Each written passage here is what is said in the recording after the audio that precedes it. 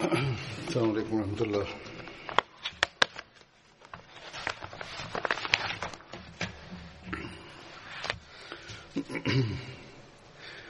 أشهد أن لا إله إلا الله وحده لا شريك له وأشهد أن محمدا عبده ورسوله أما بعد فأعوذ بالله من الشيطان الرجيم بسم الله الرحمن الرحيم الحمد لله رب العالمين الرحمن الرحيم مالك يوم الدين إياك نعبد وإياك نستعين اهدنا الصراط المستقيم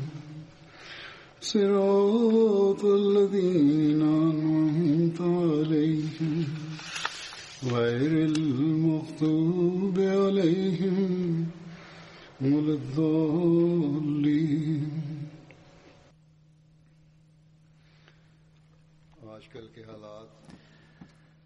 After reciting the Tashahhud, Ta'awuz and Surah Al-Fatiha, Hazrat Khalifatul Masih V, Ayyadullah Ta'ala ibn Aziz stated,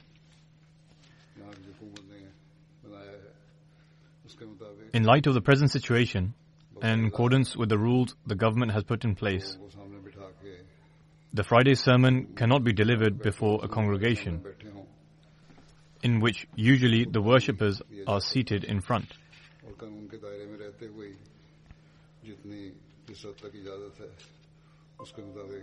Nevertheless, remaining within the laws that are in place, it has been arranged that I deliver the Friday sermon from the mosque.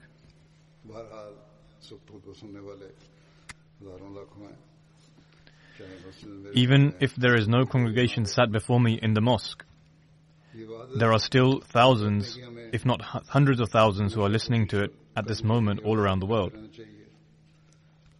We must always strive to maintain this unity and continue praying in this regard.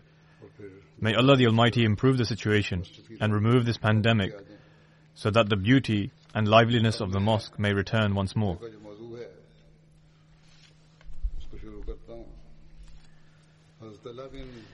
Now I shall turn to the topic of today's sermon. I spoke about accounts in the life of Hazrat Talha bin Ubaidullah 2 sermons ago, and his martyrdom, which took place during the Battle of the Camel, was being discussed. And I said that I shall speak about this in future. Therefore, today I shall speak about this and, to a certain degree, answer the questions that arise with regards to the Battle of the Camel.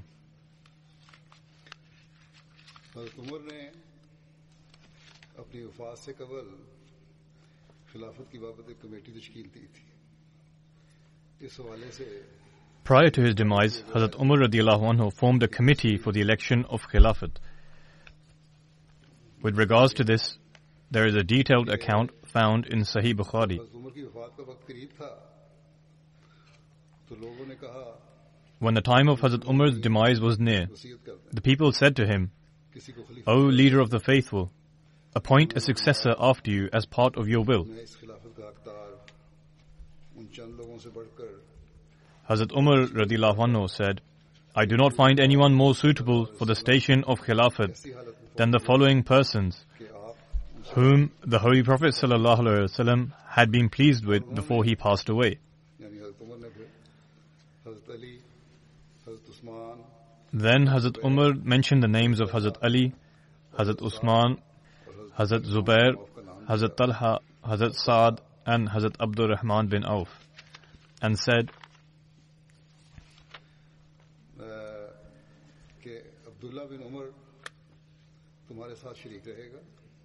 Abdullah bin Umar will be a witness to you, but he will not be entitled to the station of Khilafat. This was said in order to grant comfort to Abdullah bin Umar. If Khilafat is granted to Saad, then he should remain as the Khalifa. Otherwise, whoever becomes the Khalifa should seek the help of Saad, as I have not removed him from his position because of any incompetence or dishonesty on his part.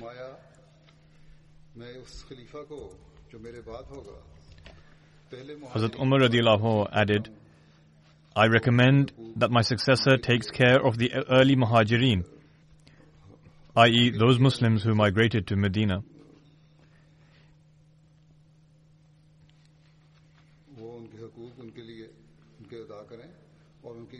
To know their rights and to protect their honor. I also urge to show kindness to the Ansar, for they allowed faith to enter their homes in Medina before allowing the Muhajirin. I recommend that he should accept the good of the righteous among them and excuse their wrongdoings. And I recommend that he should do good to all the people of the towns, as they are the protectors of Islam.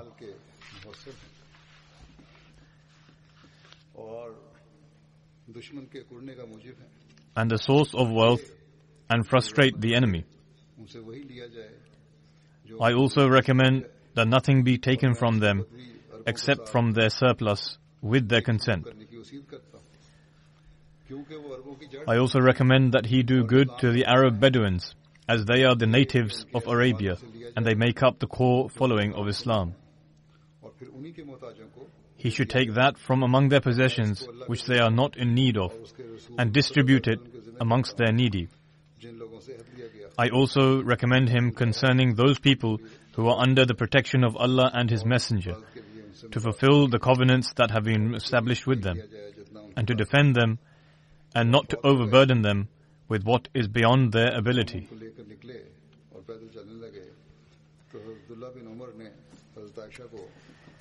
When Hazrat Umar passed away, we walked out whilst carrying him.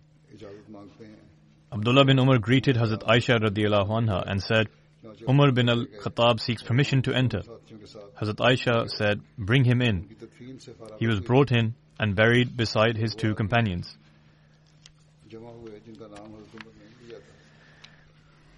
When he was buried, the individuals who were named by Hazrat Umar radiallahu anhu gathered together. Then Abdurrahman said, select any three candidates among you for Khilafat. Hazrat Zubair said, I give up my right to vote to Abdurrahman bin Auf.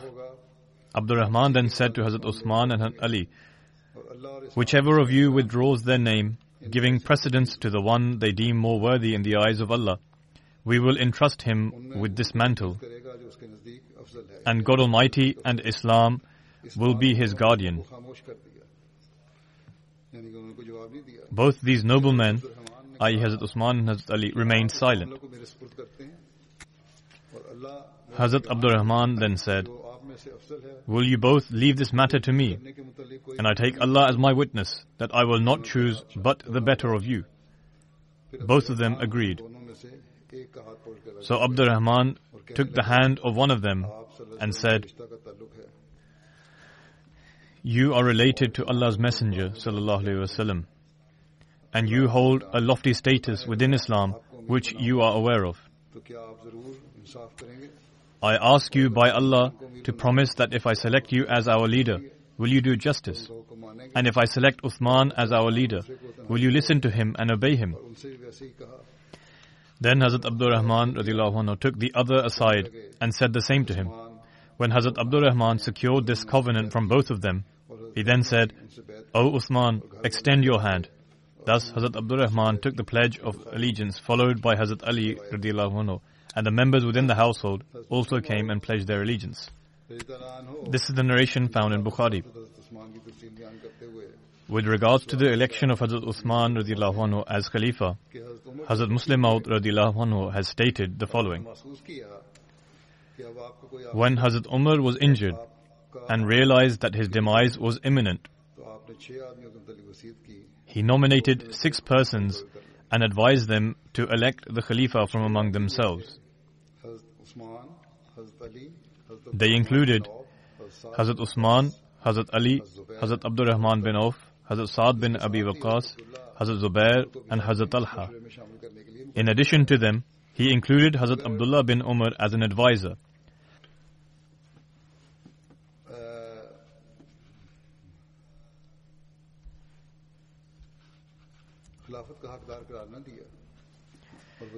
But did not declare him entitled to Khilafat.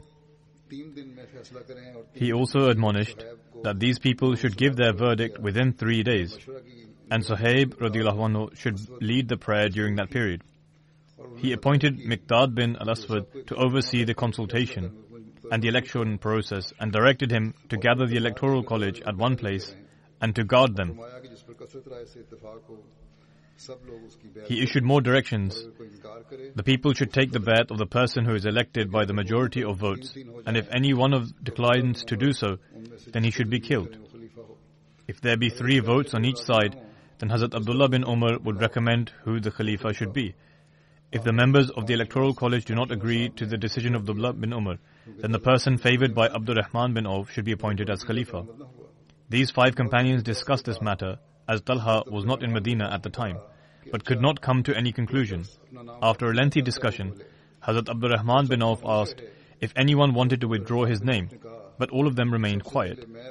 On this, Hazrat Abdur Rahman bin Auf withdrew his name. Then Hazrat Usman withdrew his name, and then 2 others did the same. Hazrat Ali radiallahu anhu remained quiet.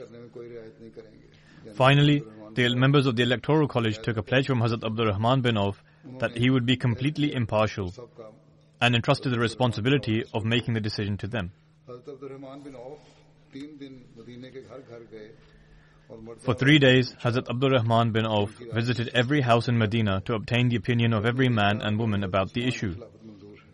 All of them expressed their agreement to the Khilafat of Hazrat Usman. Thus, he gave his verdict in favor of Hazrat Usman, and he became the Khalifa. Hazrat Muslim Maud has narrated this using various historical references. It is stated in Fathul Bari, the commentary of Sahih Bukhari, that Hazrat Talha was not present when Hazrat Umar was giving his counsel. He returned only when Hazrat Umar had passed away. And it is stated, by this time, the consultation had come to an end. According to another narration, which is regarded as more reliable, Hazrat Talha returned after Hazrat Usman had been elected as the Khalifa.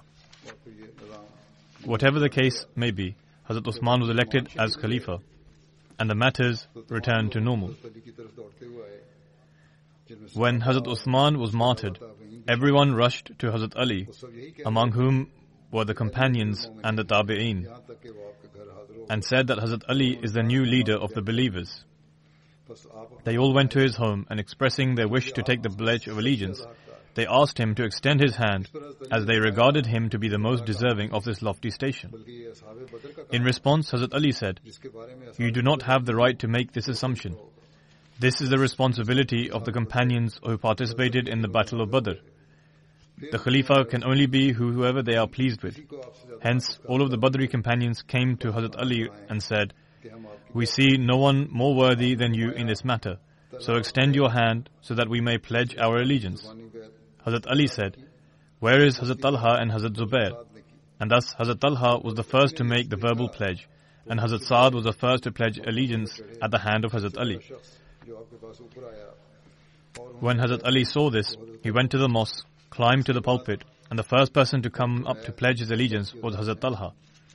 Thereafter, Hazrat Zubair and the other companions took the pledge of allegiance at the hand of Hazrat Ali.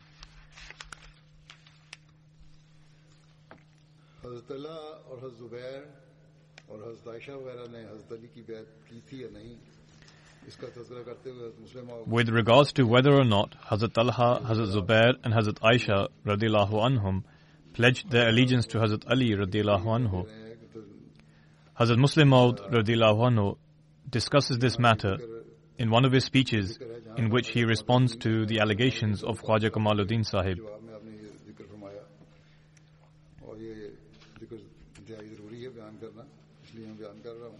This reference is of vital significance. That is why I will mention it here.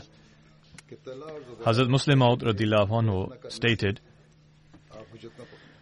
Do not come under the impression that Hazrat Talha, Hazrat Zubair and Hazrat Aisha radiallahu anhum did not take the pledge of allegiance and present this as an excuse.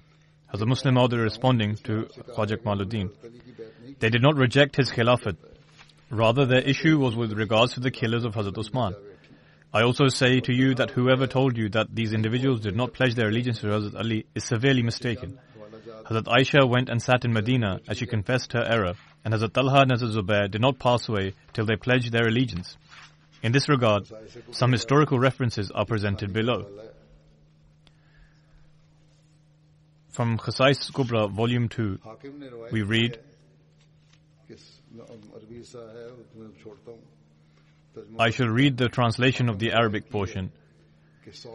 Hakim narrates that Thawr bin Majza told me an incident, saying, on the day of the Battle of the Camel, I passed by Hazrat Talha when he was in the state close to death. He asked me, which group are you from? I answered, I am from the party of Hazrat Ali, the leader of the believers. He then said, then extend your hand that I may take the oath at your hand. So he pledged his allegiance at my hand and then passed away. I related the entire incident to Hazrat Ali radiallahu anhu.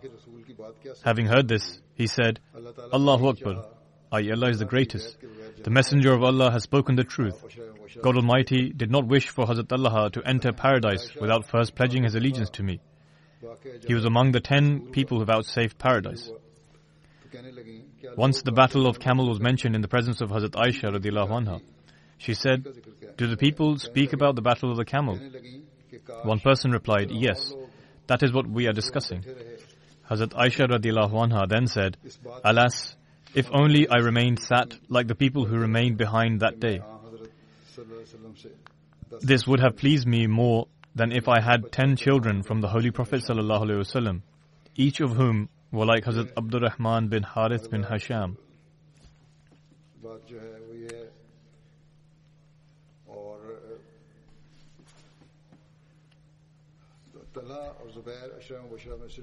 Furthermore, Hazrat Talha and Hazrat Zubair radiallahu anhuma are from among the Ashara Mubashra who were given the glad tidings of entering paradise by the Holy Prophet sallallahu alaihi wasallam. Indeed, the Holy Prophet's glad tidings is certain to be fulfilled. In addition to this, by leaving, they repented for their actions. Hazrat Muslim Maud has also mentioned this account. Expounding on the martyrdom of Hazrat Usman, the oath of allegiance of Hazrat Ali, and the battle of the Camel, Hazrat Muslim Maud radiallahu anhu says, various groups of the assassins dispersed to different areas. To shield themselves from being convicted of Hazrat Usman's murder, they began deflecting blame upon others. When they learned that Muslims had given the oath of allegiance to Hazrat Ali, it gave them a perfect opportunity to point fingers. It is true that from among those around Hazrat Ali were some of the group who had assassinated Hazrat Usman. This gave the hypocrites an ideal chance to appropriate responsibility. The faction that was heading towards Makkah convinced Hazrat Aisha to announce jihad to avenge the murder of Hazrat Usman. Therefore, Hazrat Aisha radiallahu anha declared jihad and searched for companions to support her. Hazrat Talha and Hazrat Zubair pledged allegiance to Hazrat Ali on the condition that he would swiftly dispense punishment for the murderers of Hazrat Usman. Their interpretation of swift was contrary to Hazrat Ali's view given the circumstances at the time. Hazrat Ali felt the priority was to first consolidate order in the regions and then turn their attention towards punishing the assassins. He felt the primary objective had to be safeguarding Islam and that there was no harm in delaying punishment for the murderers. There was also differences of opinion about identity of the murderers. Hazrat Ali did not suspect those who had first approached him, who showed deep remorse and sorrow and expressed their concern of discord among the Muslims, to be the architects of this mischief. However, there were others who had doubts about these same people. As a result of these contrasting viewpoints, Hazrat Talha and Hazrat Zubair felt that Hazrat Ali had rescinded his promise to them. They had pledged allegiance to Hazrat Ali on one condition, and now they deemed that the condition had been broken, Therefore, they made decisions independent to their oath of allegiance to Hazrat Ali. After learning about Hazrat Aisha's declaration, they too joined forces with her, and all of them set out for Basra. The governor of Basra tried to prevent people from joining with them. However, when the residents came to know that Hazrat Talha and Hazrat Zubair had pledged allegiance to Hazrat Ali on a certain condition, the majority joined them. When Hazrat Ali radiallahu anhu was notified of this, he also prepared an army and advanced towards Basra. Arriving in Basra, Hazrat Ali sent a person to Hazrat Aisha, Hazrat Talha and Hazrat Zubair. The individual first spoke to Hazrat Aisha and asked what her intentions were. Hazrat Aisha replied that she only sought reconciliation and nothing else. The individual then asked Hazrat Talha and Hazrat Zubair if they too had prepared battle for the same reason, to which they replied in the affirmative. The individual explained that if this is your intention, then your recourse to action is mistaken. And this would only lead to discord.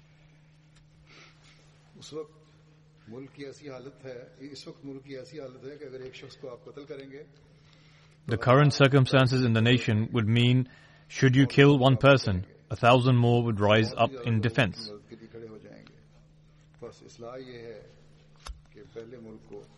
Thus, reconciliation can be achieved by first uniting the nation on one hand, then after mete out punishment to the mischievous party.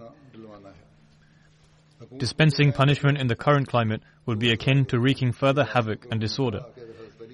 Let law and order first establish itself and then carry out retribution. Hearing this, they said they were ready to meet Hazrat Ali based on this notion. This individual informed Hazrat Ali of the outcome. Both parties finally met and resolved that war was the wrong path to adopt, and instead reconciliation should be met. When this news reached Abdullah bin Sabah's men, who had perpetrated the killing of Hazrat Usman, they became extremely anxious.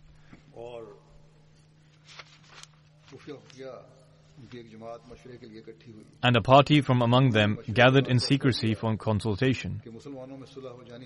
After consultation, they concluded that if the Muslims were to reconcile with one another, it would prove extremely unfavorable for them, because they knew that they would only evade punishment for the killing of Hazrat Usman as long as the Muslims continued to fight against one another. They knew that if there was peace and harmony amongst the Muslims, they will have no escape. Therefore, no matter what, they could not allow this to happen. In the meantime, Hazrat Ali also arrived, and on the second day after his arrival, he and Hazrat Zubair met. Hazrat Ali stated to Hazrat Zubair, "You have indeed prepared an army to fight against me. But have you also prepared a justification for this, which you should present before your Lord? Why are you all adamant to destroy Islam with your very hands, which you once served by endangering your own lives? Am I not your brother? Why is it that spilling the blood of another was deemed unlawful before, and yet now it has become permissible? It would be understandable if a new injunction had been revealed. But when that is not the case, why then do you stand in opposition?"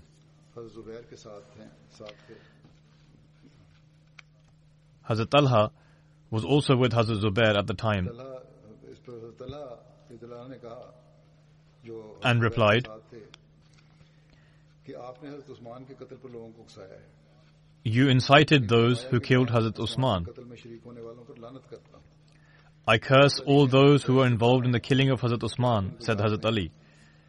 Addressing Hazrat Zubair, Hazrat Ali then stated, "Do you not recall that the Holy Prophet ﷺ once stated, 'By God, you will fight against Ali, and you will be amongst the transgressors.'" Upon hearing this, Hazrat Zubair returned to his army and vowed that he will not fight against Hazrat Ali, and admitted that he had erred in his interpretation of the affairs. When this news spread amongst his army, they were content that battle will no longer take place between them, and in fact the two parties will reconcile. However, the rebels who sought to spread mischief became anxious. Therefore, in order to prevent them from reconciling, when night fell, those who had infiltrated in Hazrat Ali's army launched an attack against the army of Hazrat Aisha, Hazrat Talha and Hazrat Zubair, whilst those who had infiltrated in their camp did vice versa. Consequently, this led to chaos, and both armies assumed that the other had deceived them. But in actuality, this was a ploy of Abdullah bin Sabah's men. Once the battle had commenced, Hazrat Ali called for someone to inform Hazrat Aisha, as perhaps God Almighty may quell the disorder through her. Subsequently, Hazrat Aisha's camel was brought forward, but this led to an even more perilous situation, because the rebels, fearing that their ploy was going to fail once again, began to shoot their arrows in the direction of Hazrat Aisha's camel. Hazrat Aisha began to loudly proclaim, "O people, cease fighting and recall Allah the Almighty and the day of reckoning." However, the rebels failed to pay heed and continued to shoot arrows at Hazrat Aisha's camel. The people of Basra were with the army of Hazrat Aisha, and upon witnessing these scenes and the dishonor of al-Mu'mineen Hazrat Aisha, they became extremely infuriated and drew out their swords and launched an attack against the opposing army.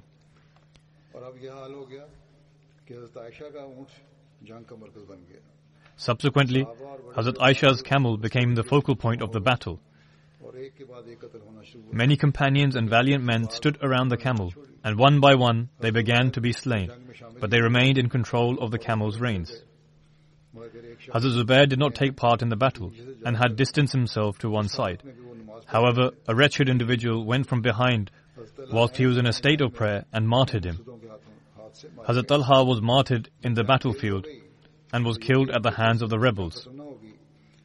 When the battle intensified, some of the men realized that the only way to stop the battle was by removing Hazrat Aisha from the battlefield. Therefore, they cut the legs of the camel and placed the saddle in which Hazrat Aisha was sat onto the ground. It was only then that the battle stopped. Upon witnessing this entire incident, Hazrat Ali's face became red with sorrow. But there was nothing else that could be done either.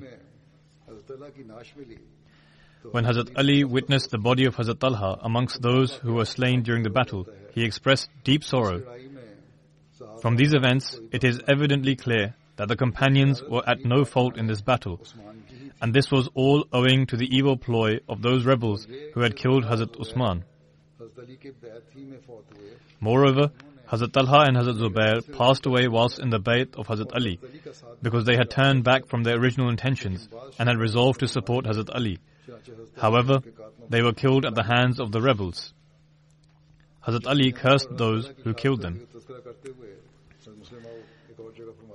Whilst mentioning the battle of the camel and Hazrat Talha's martyrdom in another place, Hazrat Muslim Maud radhiyallahu anhu states,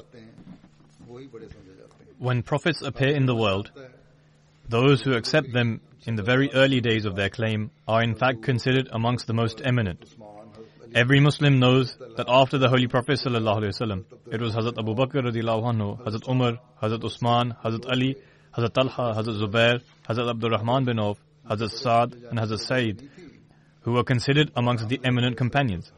However, being considered as most eminent did not mean that they enjoyed the most comfort. Rather, it was owing to the fact that they endured greater hardships than anyone else for the sake of their faith. Hazrat Talha remained alive after the demise of the Holy Prophet ﷺ and witnessed the era when dissension began amongst the Muslims after the martyrdom of Hazrat Usman.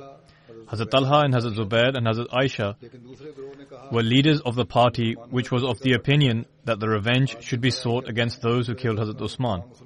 On the other hand, the other party was led by Hazrat Ali and were of the opinion that man was indeed a mortal being, but since Muslims had become divided, therefore it was better that they first seek to unite the Muslims in order to re-establish the glory and grandeur of Islam, and revenge could be taken later. This disagreement escalated to such an extent that Hazrat Talha, Hazrat Zubair and Hazrat Aisha alleged that Hazrat Ali wanted to grant refuge to those who had martyred Hazrat Usman. Hazrat Ali, on the other hand, alleged that they were giving preference to their personal interests and were not thinking of what was beneficial to Islam. This disagreement went to the most extreme level and resulted in a battle between them, a battle in which Hazrat Aisha took command of one of the armies. Hazrat Talha and Hazrat Zubair were also part of this battle.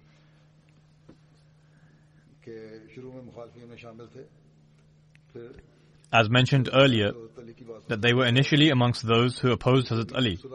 However, Hazrat Zubair heard what Hazrat Ali had to say and thus decided to leave. And Hazrat Talha also wanted to reconcile, but the rebels hatched an evil ploy. Nevertheless, there were two groups which took part in the battle. Whilst the battle was taking place, a companion approached Hazrat Talha and said, "O Talha, do you remember on such and such occasion, you were sat in the company of the Holy Prophet ﷺ, and he stated, 'Talha, there will come a time when you will be part of an army and Ali will be part of a different army. However, Ali will be on the side of the truth and you will be the one in error.'" Hazrat Talha heard this and immediately realized and said, "Yes, I recall this."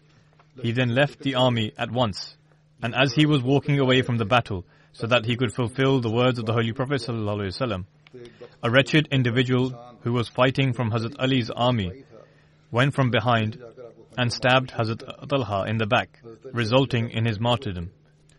Hazrat Ali was sat in his place, thinking that he would receive a great reward. The killer of Hazrat Talha ran towards Hazrat Ali and said, "O leader of the faithful, I give you tidings that your enemy has been killed." Hazrat Ali asked, "Who was the enemy?" He replied, "O leader of the faithful, I have killed Talha." Hazrat Ali radiallahu anhu then said, "O ye who has perpetrated this act, I also give you tidings from the Messenger of Allah that you will be thrown into the hellfire. Because the Holy Prophet ﷺ once said in a gathering in which Talha and I were both present, 'O Talha, for the sake of the truth and establishing justice, you will have to endure indignity, and you will be killed by an individual who God Almighty will cast into hell.'" During this battle, when the armies of Hazrat Ali and Hazrat Talha and Zubair were facing one another, Hazrat Talha began to present arguments in favor of his stance. This is prior to the time when a companion reminded him about a saying of the Holy Prophet, as a result of which he left the battlefield. Hazrat Talha began presenting reasons in his favor when all of a sudden someone from the army of Hazrat Ali said, "Silence, O paralyzed one." One of his hands had become completely withered and did not function at all. When he tauntingly referred to him as disabled and told him to remain silent, Hazrat Talha said, "You may have told me to remain silent and referred to my paralyzed hand, but do you even know how this came to be in such a condition?" During the Battle of Uhud, when the Muslims became dispersed, there were only 12 companions around the Holy Prophet ﷺ. The enemy had surrounded us from all four corners and fired a burst of arrows in an attempt to kill the Holy Prophet ﷺ, thinking that if this was achieved, it would bring an end to the matter. At the time, each enemy archer had their bow pointing towards the Holy Prophet ﷺ, and they would fire the arrows towards his face. It was during this time when I placed my hand in front of the face of the Holy Prophet ﷺ. All the arrows from the enemy struck my hand to the extent that it became incapacitated and paralyzed, but I never moved my hand from in front of the Holy Prophet's face.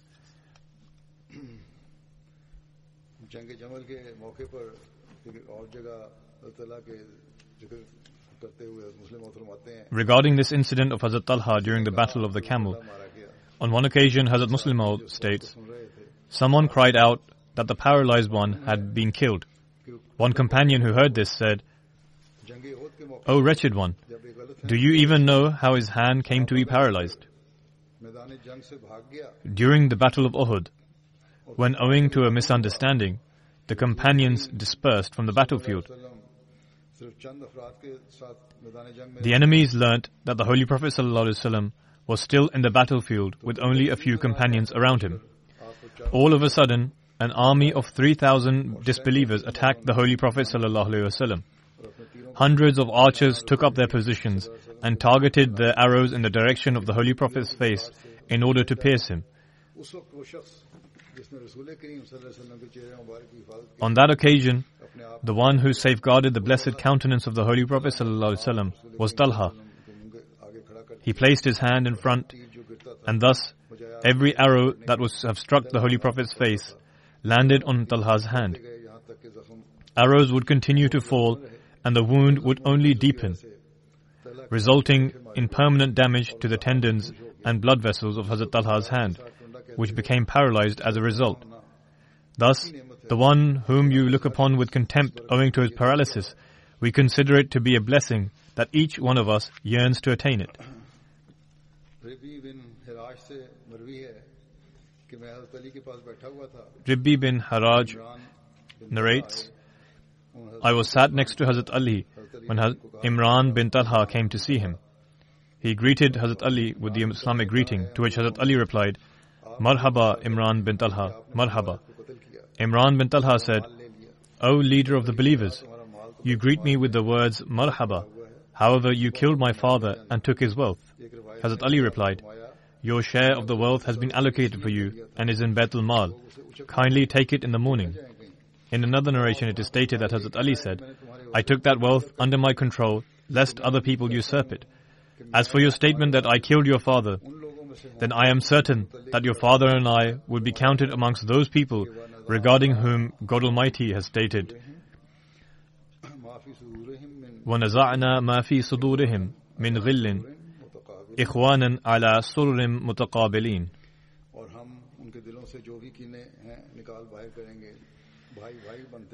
Meaning, and we shall remove whatever of rancor may be in their hearts, so that they will become as brothers, seated on thrones, facing one another.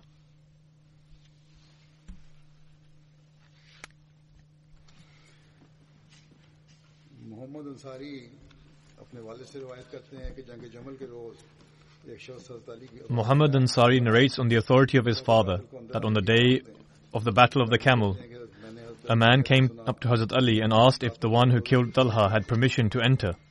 The narrator states, I heard Hazrat Ali say, inform him that he shall be cast into hell. When Hazrat Ali was martyred and Hazrat Ali saw his body, he began to wipe the dust of Hazrat Talha's face and said, O Abu Muhammad, it pains me greatly to see you lying here in the dust beneath the starlit sky. He then said, I entrust my anguish and shortcomings before God Almighty. Hazrat Ali said, I entrust my anguish and shortcomings before God Almighty. He then prayed for Hazrat Talha and then said, if only I had departed from this world 20 years earlier. Hazrat Ali and those with him cried profusely. On one occasion, Hazrat Ali heard someone recite the following couplet about Hazrat Talha.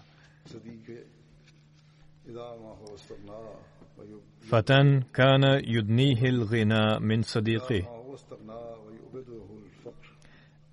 idha ma huwa istaghna wa yub'iduhu al-faqra. Meaning, he was a youth that would enjoy spending time with his friends when he was wealthy and affluent. But during straitened times when he was in need, he would avoid their company. Upon hearing this couplet, Hazrat Ali said, this couplet can only be regarding Abu Muhammad, Talha bin Ubaidullah. May Allah have mercy on him.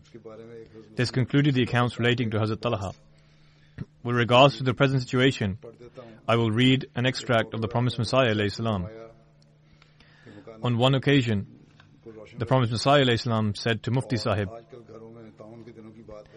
allow light to enter the home. This was referring to the time when there was an outbreak of the plague, and ensure they are kept clean. One should also ensure their clothes are clean. The Prophet ﷺ then further said, these are difficult times and the air is contaminated. Cleanliness is also a sunnah. Similarly, it is stated in the Holy Quran, وَثِيَابَكَ فَالطَّهِرْ وَرُجْزَ فَهْجُرْ.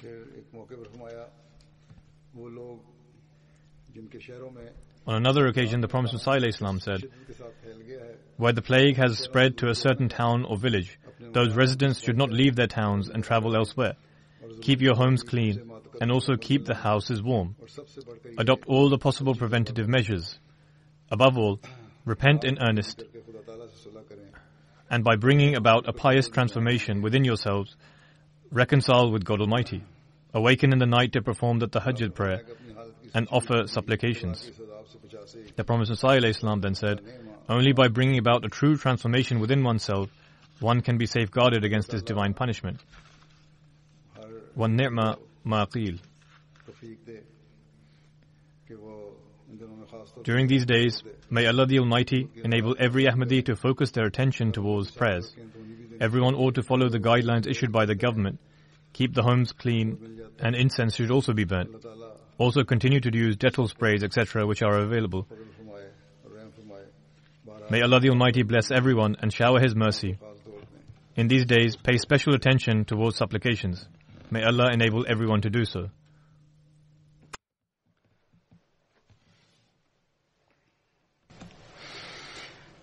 الحمد لله نحمده ونستعينه ونستغفره ونؤمن به ونتوكل عليه ونعوذ بالله من شرور أنفسنا ومن سيئات أعمالنا من يهده الله فلا مضل له ومن يضلل فلا هادي له ونشهد أن لا إله إلا الله ونشهد أن محمدا عبده ورسوله عباد الله رحمكم الله إن الله يأمر بالعدل والإحسان وإيتاء ذي القربى